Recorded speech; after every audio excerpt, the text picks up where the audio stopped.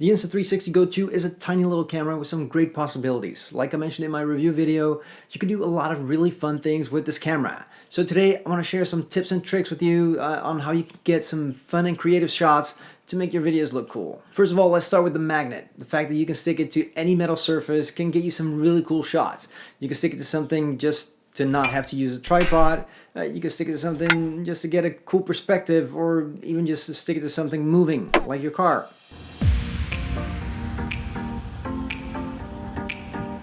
In order to get a nice dolly shot, instead of using your car, you could use a toy car. With product photography, that can give you some nice movement in your shot. I love the pendant and the way that you can get some nice point of view shots. But an even better point of view is that of my cats. Now my cats don't really like wearing things around their necks because they're not used to it.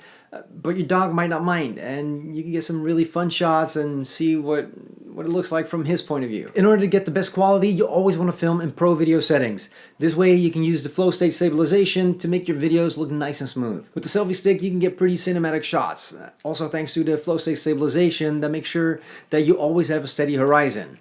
You can get very close and personal without being intrusive thanks to the small size of the camera.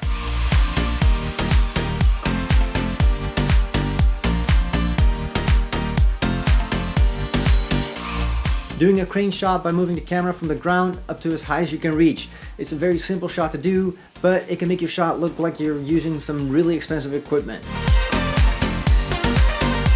Filming low to the ground is not always that easy, especially when you're moving, but with the selfie stick and the flow state stabilization turned on, you can really get some nice effects. A thing that is a lot harder to do with bigger cameras is a fly-through. Now thanks to the size of the Go2, you can get through a lot of small places and create a nice moving fly-through effect that could really awe your viewers.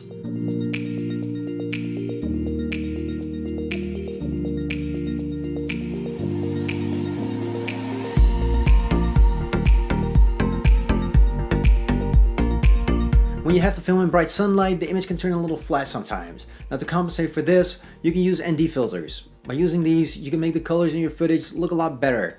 Although I do think that the Go2 does handle the bright sunlight fairly well already, sometimes you can help it along a little bit by putting on an ND filter. Now you do need to remember that flow state stabilization might work a little less with an ND filter on because we'll have to adjust the shutter speed. So if you have big action shots, then you might want to consider filming without an ND filter so that the Go2 will have an easier time making your footage look smooth.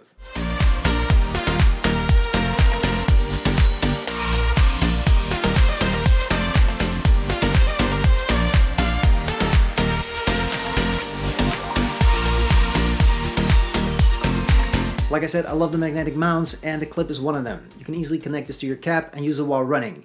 Now even if you don't want to film everything the whole time, or even if you don't want to film a point of view video, you could just use it to store your camera and have easy access to your camera. This way you don't have to put it in your pocket, you can just easily reach for it whenever you need to film something. If you're using a camera on the go and you're filming your vacation or you're vlogging something, make sure that you carry your case with you. By putting it in a case when you're not using the Go2, it keeps the camera battery charged and you can film a lot longer than when you just bring the camera.